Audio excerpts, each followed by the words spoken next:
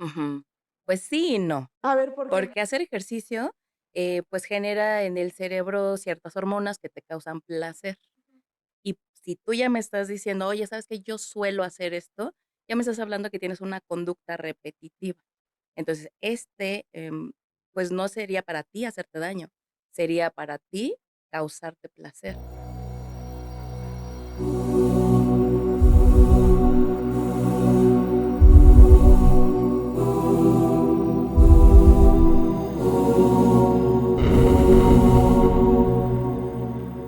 Volvimos y regresamos a esta zona tóxica remasterizada, un capítulo más, y hoy estoy acompañadísima con una nueva psicóloga y víctima de la Chernobyl. ¡Bienvenida! Gracias, Chernobyl, un gusto. ¿Cómo estás? Pues bien, un poco afónica, pero bien en general. Andamos así todos. Sí. Ha de ser por el frío de la soledad. Así Sí. andamos todos. ¿Qué te parece si comenzamos presentándonos? Si en tu caso nos dices tu especialidad o cuál es tu enfoque, qué es lo que te gusta hacer más en cuanto a la psicología y esas cosas. Claro, okey, bueno, pues mi nombre es Nitza Saori Ceja Trejo, mucho gusto. Mi enfoque es conductual y mi especialidad es la violencia. Sobre todo, tengo 2 diplomados en psicología forense, especializada en niñas, niños y adolescentes víctimas de violencia y en tortura. Eso está bien interesante. Oye, y a ver, vamos a empezar este podcast con algo. Una preguntilla y tóxica. Hablando de violencia y hablando de ese tipo de cosas, ¿qué ha sido lo más violento que tú has hecho en esta vida? Creo que lo más violento que he hecho es para mí misma, Ay, la todos, todos. autoviolencia. ¿Cómo cuál? Por ejemplo, a ver, cuéntanos una historita por ahí. Híjole, Yo empezaste la verdad es que soy bien rudísimo. sadomasoquista. A mí mientras más feo me trate el chacal, yo mira, me enamoro, me dejo ir como gorda en tobogán, ahí me tiene.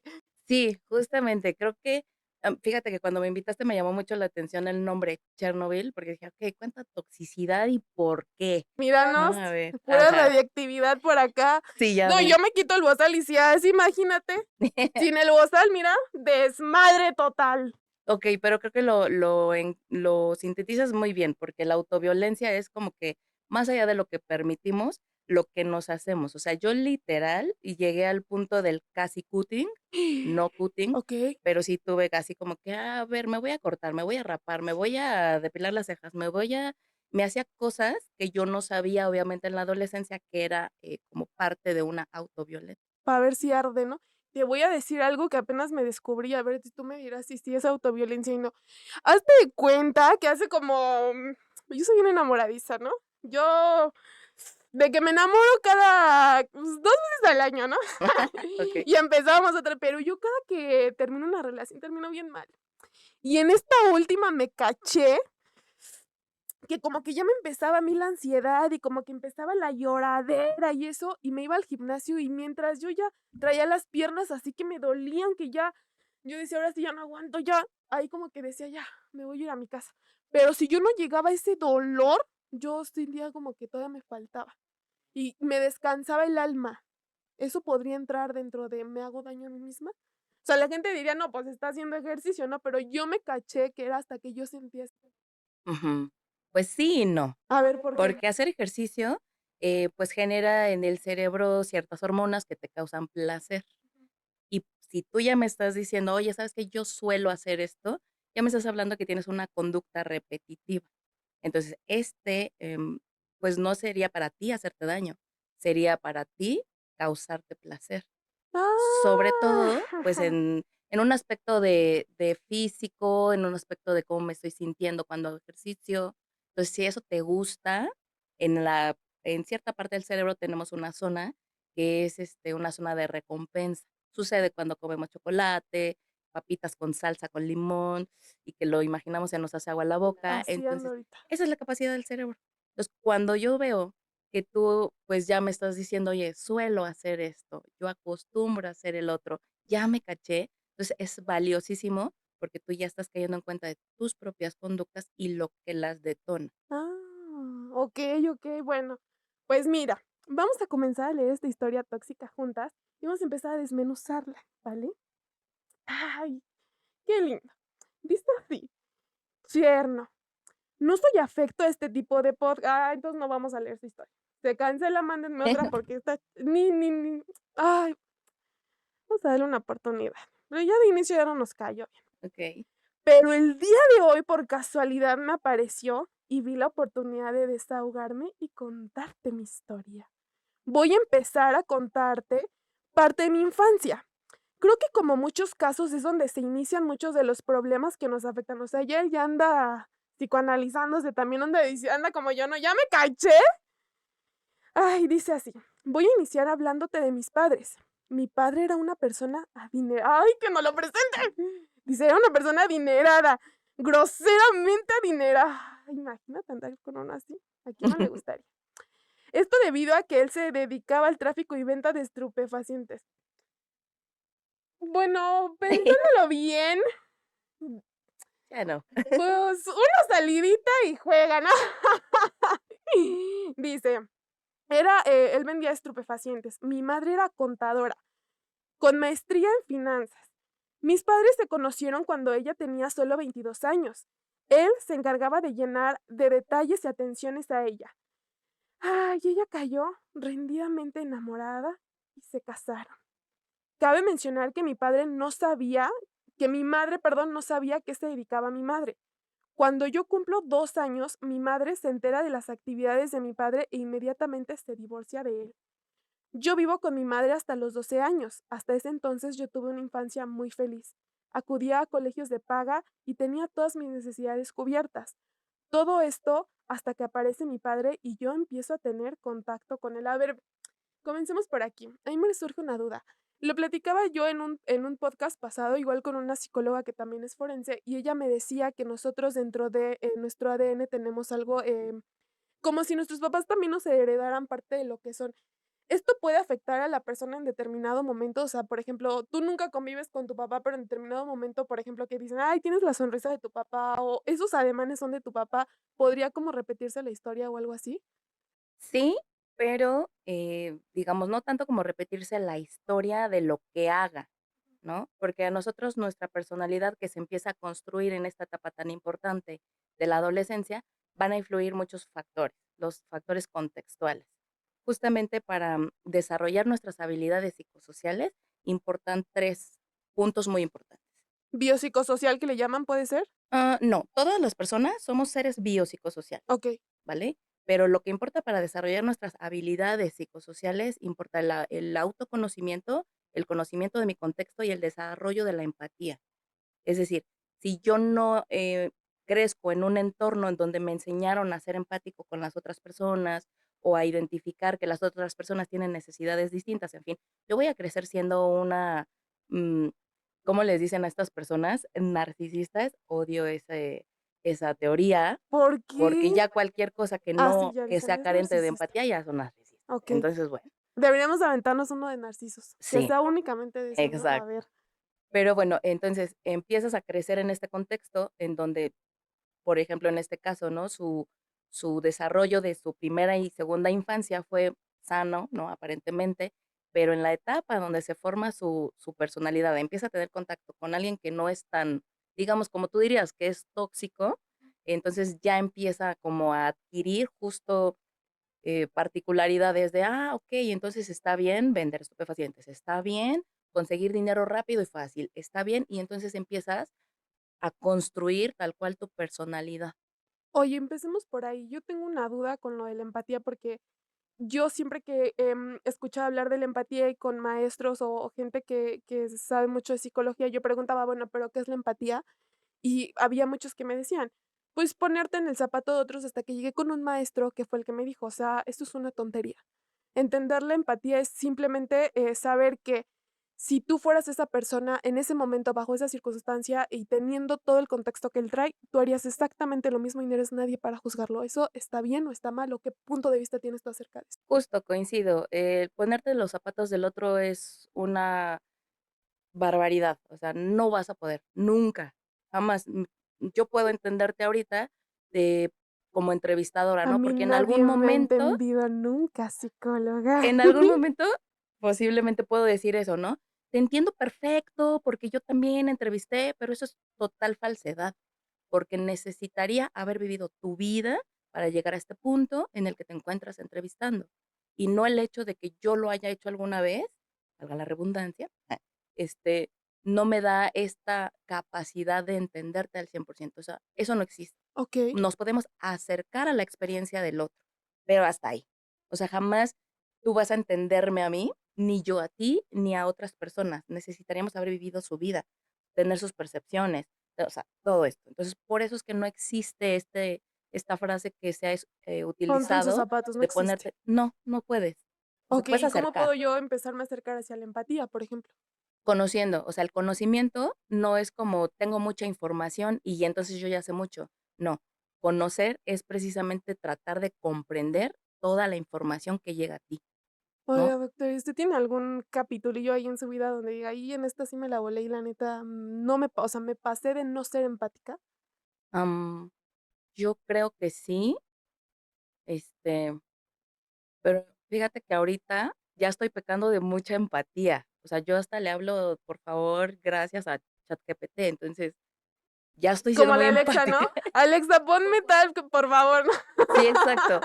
Entonces, seguramente sí, pero la verdad es que ahorita, pues, ya son tiempos muy lejanos, son tiempos en los que ignoraba muchas cosas. Usted ya es buena.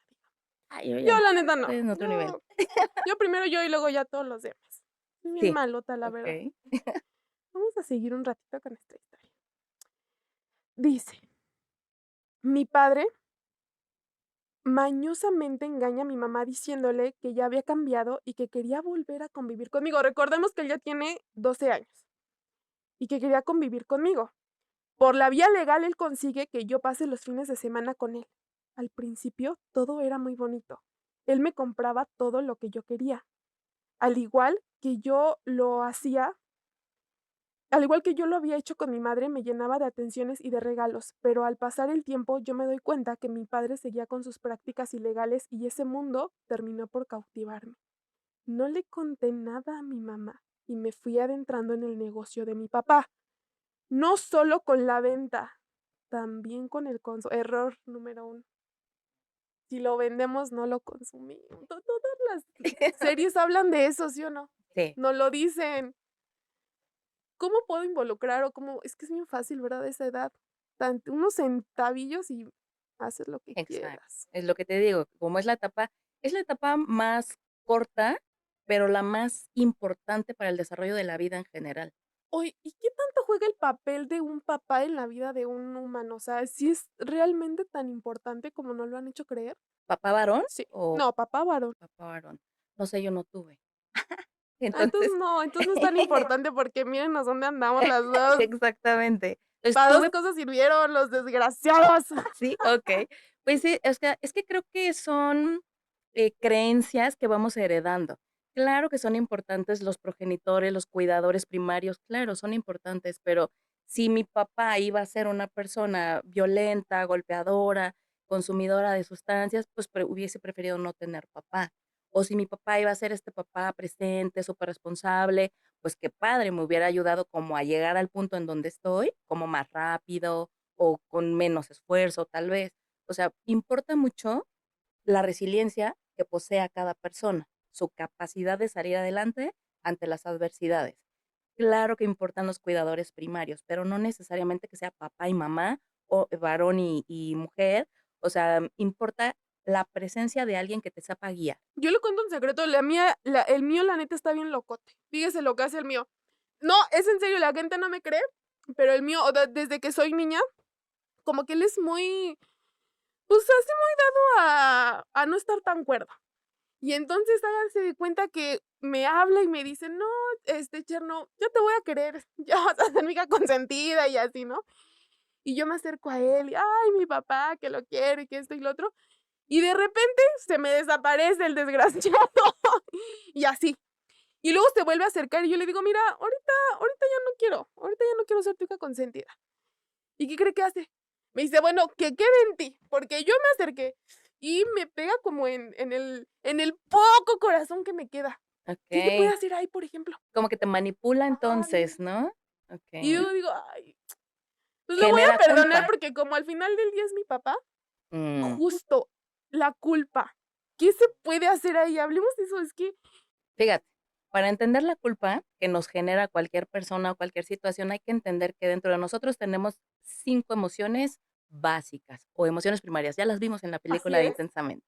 De estas, combinación de emociones surgen las emociones secundarias. Digamos Okey. que la culpa está compuesta por miedo o tristeza y alegría. Es decir, me da gusto tenerte aquí, que me digas esto, el otro, pero me causa tristeza, que sé que no es verdad, o tengo miedo de que no sea verdad. Entonces, ahí nace el sentimiento o la emoción de la culpa. Okey. Entonces, es nuestra interpretación con respecto a cada suceso. Por eso es importante que sepamos que no, un caso va a definir como la solución para los casos similares, porque van a depender mucho de nuestras propias interpretaciones.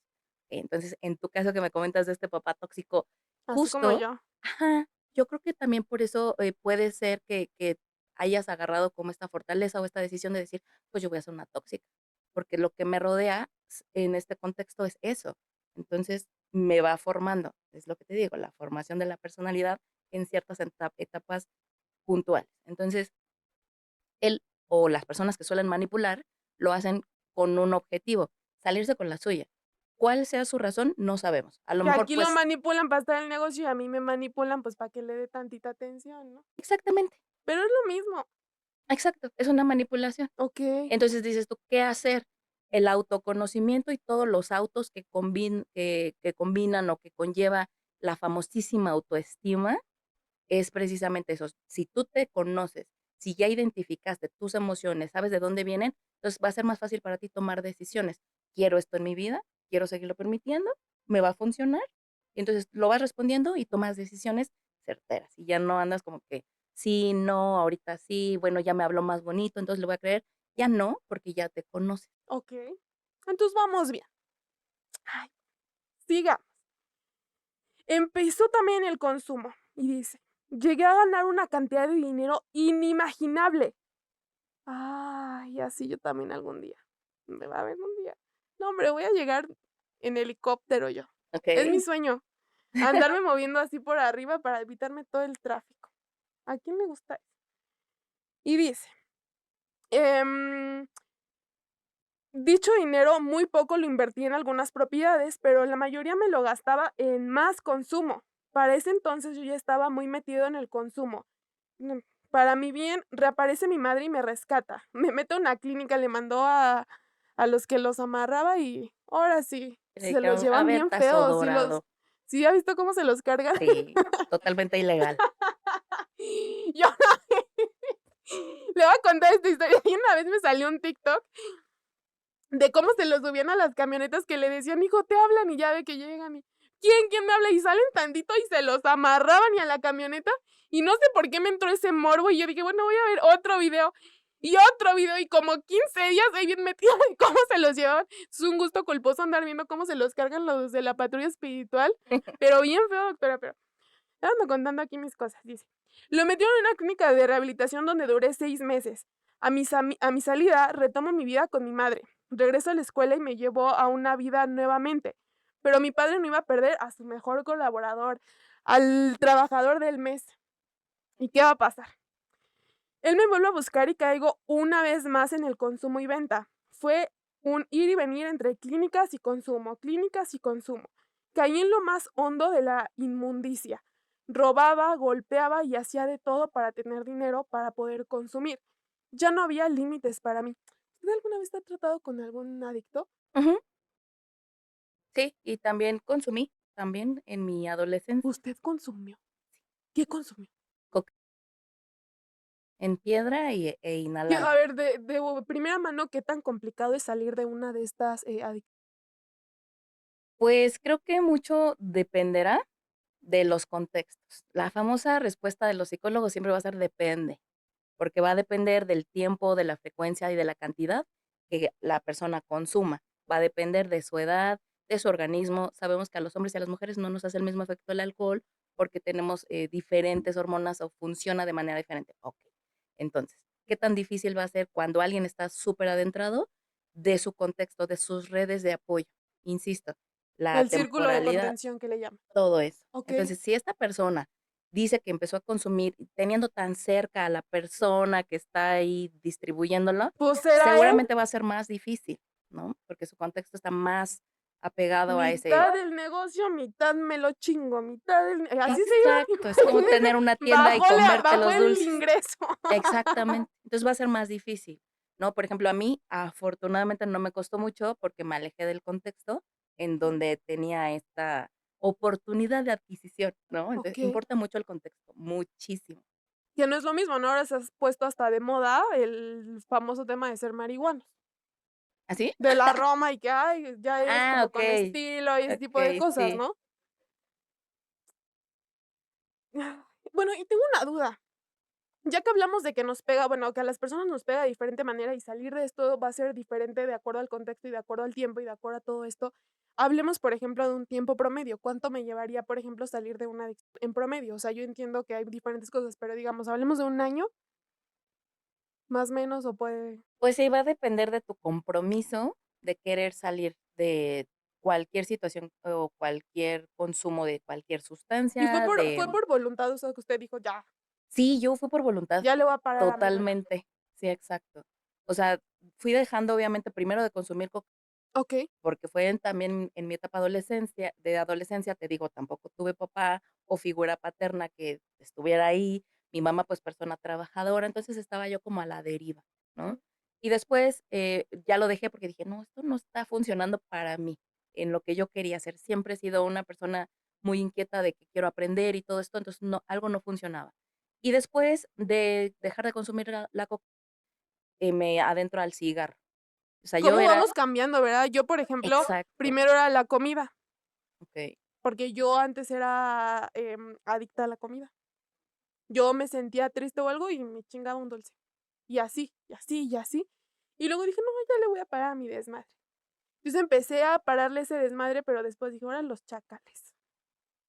Y así, y luego como que me aburro un tiempo y digo: este año me la voy a pasar tranquila", y ese año como que tengo que buscar otra para tapar esa. Exacto, Pero no vamos es como que sustituyendo. y eso de eso no habla la gente. Exacto, La gente no habla de que todos somos adictos a algo y nos da pena aceptarlo. Yo sí totalmente. digo aquí mis adicciones, todo el mundo la sabe, ¿no? A la Sí. toxicidad, a esas cosas, pero muy poca gente se atreve. Luego ve usted así a las doñitas que ya están así, pero mire, desparramadas, ¿no? Con su Sí, mandilito tapándose así. Y dicen: "No, mijo, en mis tiempos éramos bien sanos", y uno dice: "A ver", ¿cómo? Ajá, o exacto. dicen: "Es que tú todo el día en el teléfono, ¿no? Y usted todo el día en el pan". O sea, no decimos eso, pero existe. Hay muchos tipos de adicciones, adictos a las compras, a los videojuegos, al sexo, o Esa sea, es a otra. muchas cosas. Y toda adicción se reduce a qué es lo que nos causa placer, es lo que me satisface en ese momento. ¿Y en dónde se empieza a generar la adicción? Ah, okey, es que estoy buscando la misma sensación que encontré tan placentera la primera vez que lo probé. Y entonces lo vuelvo a hacer porque quiero otra vez esa sensación. Y como Okey. ya no se consigue igual, la vuelvo a hacer porque quiero y estoy buscando lo que sentí la primera vez. Entonces, cada vez voy ¿Y necesitando siempre va a más ir a esa dosis. primera vez de algo, digamos, externo, o puede ser, por ejemplo, desde que somos niños, que tenemos una primera vez en algo y vamos teniendo una fijación a eso? Es que yo nunca he entendido bien esa parte. De la Ajá, fijación, justo. pues, funciona así. O sea, eh, puede generarse o desarrollarse, como tú lo acabas de decir, fijación o, ya una compulsión a hacer ciertas conductas.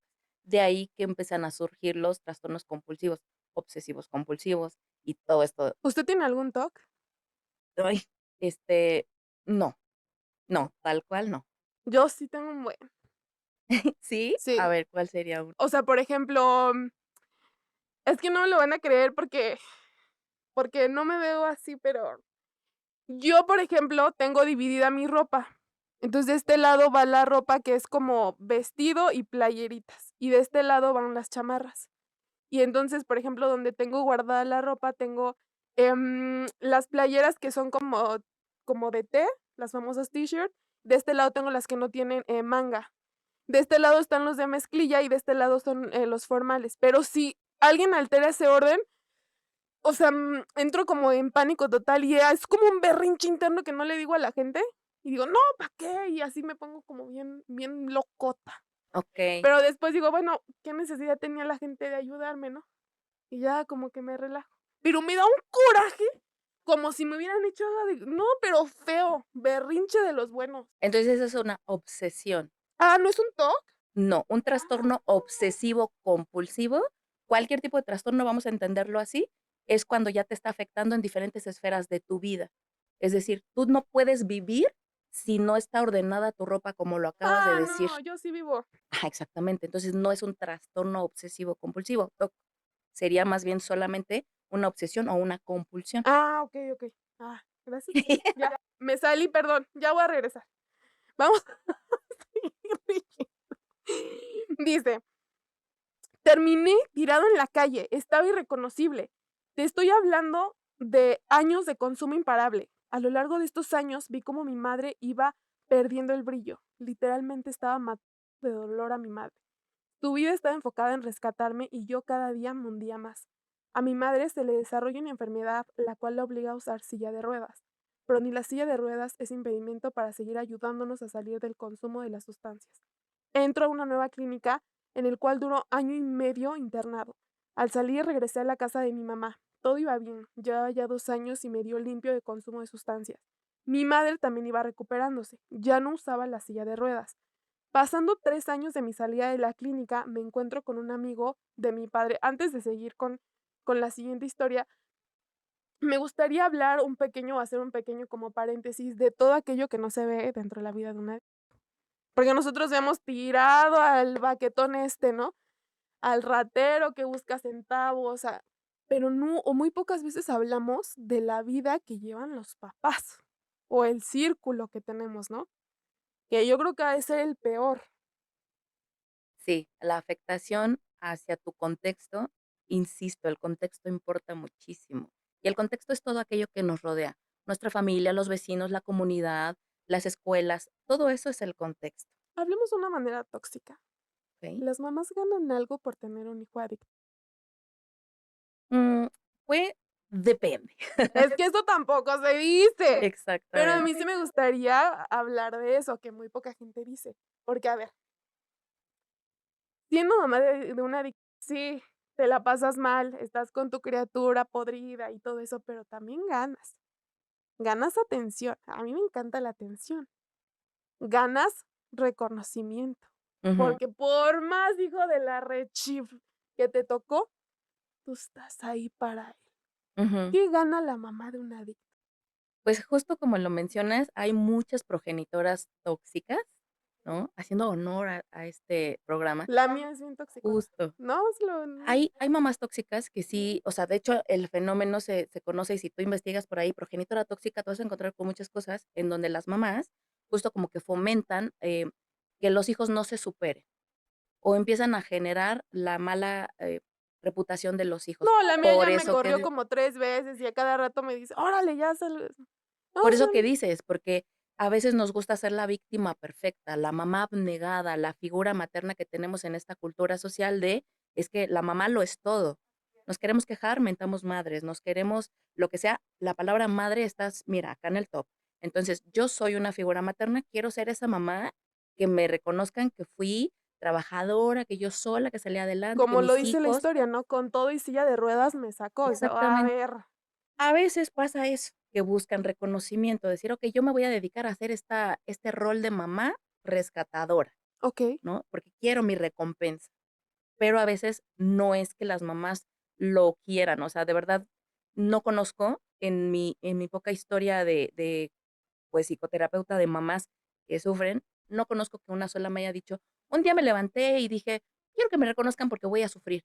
No, o sea, la verdad es que nadie decide el sufrimiento, te adaptas okey. al sufrimiento, pero que no conozco hasta la fecha a alguien que haya decidido sufrir el que un familiar, sea adicto a algo, alcohol, droga, lo que sea, no conozco.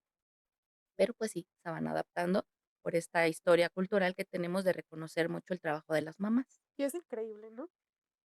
Bueno, dice: "Me encontré con un amigo de mi padre y el aceptarle ir a comer con él fue el error más grande de mi vida. En verdad fue mi perdición. Ya en la comida él sacó un sobrecito de polvo blanco y regresé al consumo. En esta ocasión la reacción fue mucho más fuerte de lo que recordaba. Yo iba fuera de mí. Cuando llegué, mi madre lo notó inmediatamente. Iniciamos una fuerte pelea hasta el grado de que ya la arrojé por las la arrojé por las escaleras y estando en el piso la pateé hasta dejarla inconsciente. En el piso, o sea, la dejó inconsciente en el piso y salí de la casa. Por suerte, un amigo de ella la encontró y la llevó al hospital. Mi madre nunca contó nada de lo que había pasado con el fin de protegerme. Me metió nuevamente a una clínica de rehabilitación y estando yo internado, fallece mi madre. Ella desarrolló unos tumores a consecuencia de la golpe que yo le di. Yo salí de la clínica y hasta entonces me enteré del fallecimiento de ella. ¿Qué sigue después de esto en la mente de una persona que hizo esto? Fíjate, ahorita que estabas, pues ya cerrando esta historia, creo, bueno, no sé, No, pero no sabemos, no sabemos. este desenlace de que, okey, ya perdí a un familiar por lo que yo hice, nos habla de todo el proceso desde los 12 años que empezó a conocer y a tener contacto con esta otra parte de la vida que él no conocía. Se adentra en el consumo de sustancias. ¿Qué hace una sustancia en nuestro cerebro?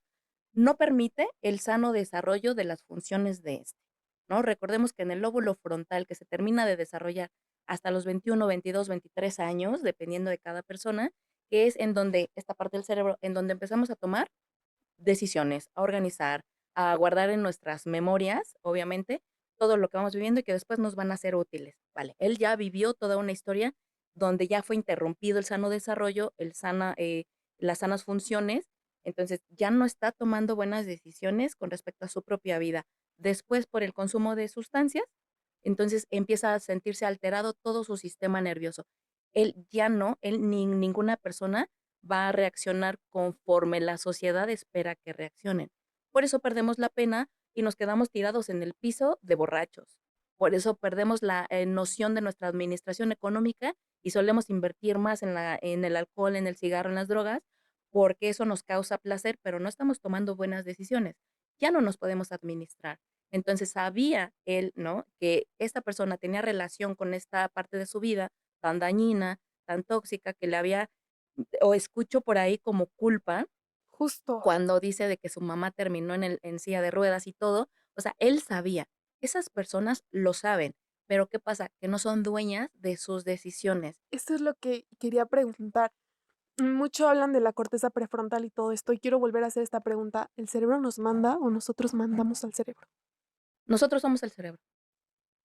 Okey, es la primera vez que veo esa respuesta. Sí, o sea, nosotros lo que ves, lo que yo veo es, la cáscara, la envoltura del cerebro. Okey, Pues tú, yo, nosotros todos sentimos, percibimos, saboreamos con el cerebro. ¿y de qué va a depender que yo logre o rompa ese límite que solemos tener las personas entre lo que es bien y es mal? Para dentro de, esta convivencia que llevamos en una sociedad en donde yo digo, si yo hago esto, me genera entonces ir, por ejemplo, hablemos de a un tutelar. ¿De qué va a depender que yo logre brincar esa barrera? Vamos a empezar justo eliminando el bien y el mal, Okey, ¿no? Porque eso también nadie lo sabe, así es. o para quién va a ser bueno, para quién malo. Entonces, hablamos de correcto o incorrecto, Okey, ¿no?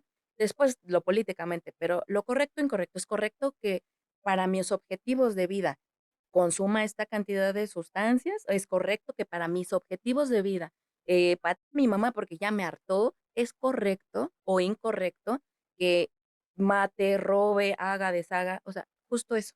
¿Me va a acercar lo que voy a hacer, me va a acercar a mi objetivo de vida? Y si no tengo un objetivo de vida, pues empezar a trabajar empezar por desde ahí. ahí, ¿no? Pero muchos decimos, pues estoy aquí para vivir el día a día, porque no sé si mañana despierte. Exactamente. Entonces, eso, empezar por ahí, por lo que nos rige, eh, para dirigirnos a ello. En esta historia, ¿dónde entra la psicóloga forense, por ejemplo?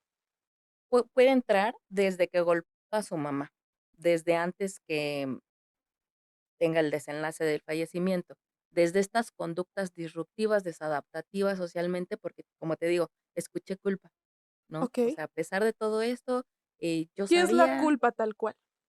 te decía al inicio, ¿no? Como que esta fusión de emociones, de que, okey, sí quiero esto, pero me da miedo, o me da enojo, o me da otra emoción, aparte de la alegría.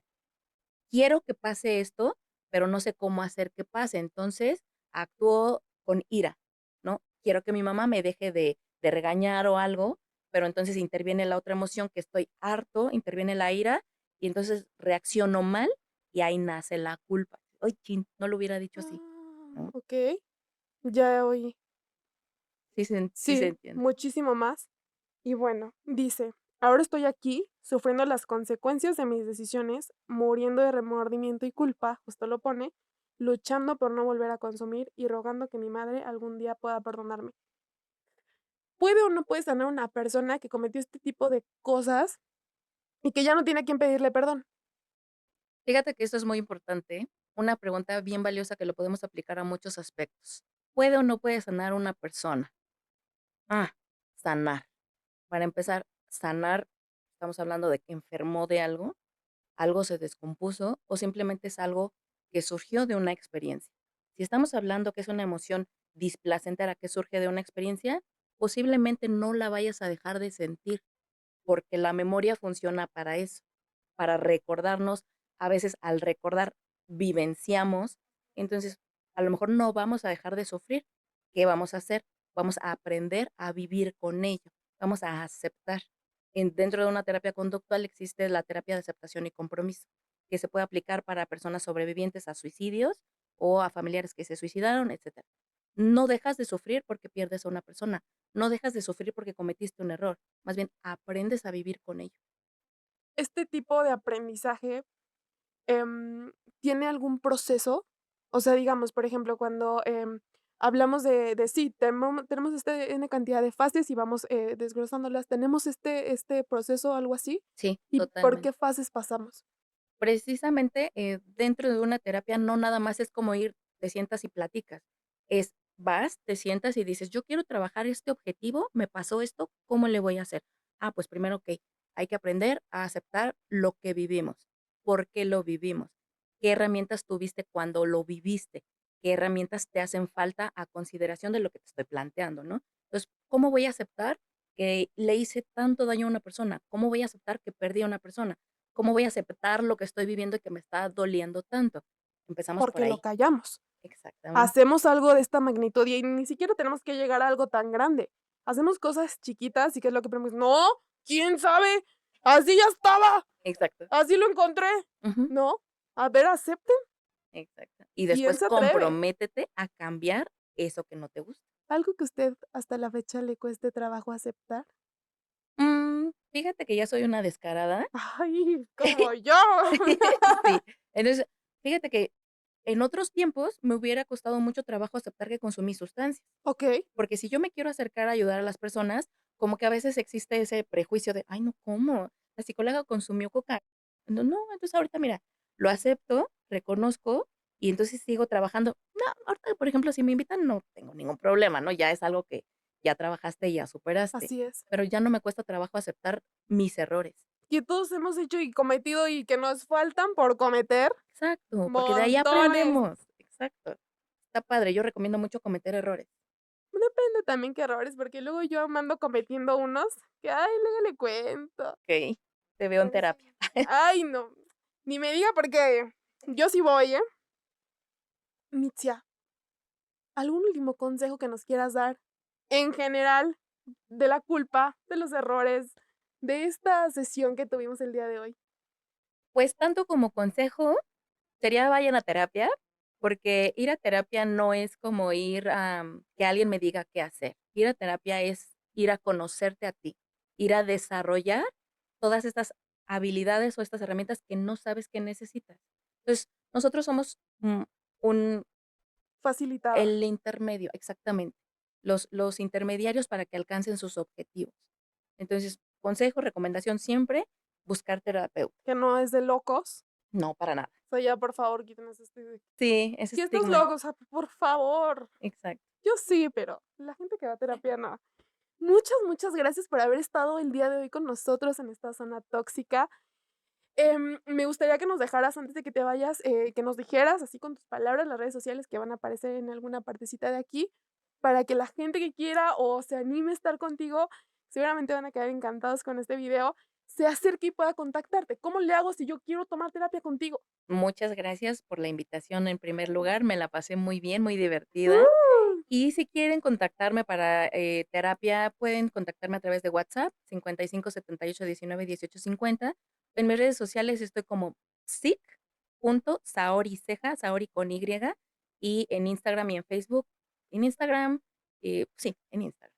TikTok, TikTok ahí te también, pero vemos. no uso TikTok como para Ahorita lo vas a usar un rato. difundir información, lo uso para entretenerme y para relajarme, que mucha falta me hace.